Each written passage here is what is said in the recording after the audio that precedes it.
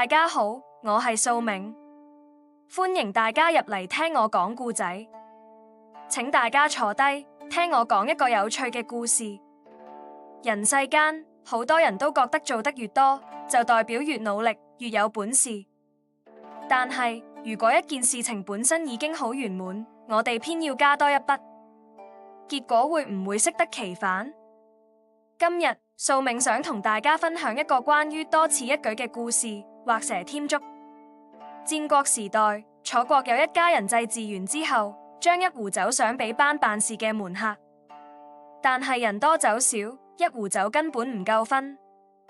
於是有人提議，不如我哋喺地下畫蛇，邊個畫得最快，呢壺酒就歸佢。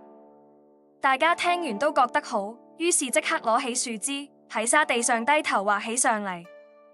其中有一個人手腳好快，3-2下就畫完條蛇。佢見其他人仲畫緊，就得意洋洋咁諗：我畫得咁快，不如幫條蛇加4隻腳啦。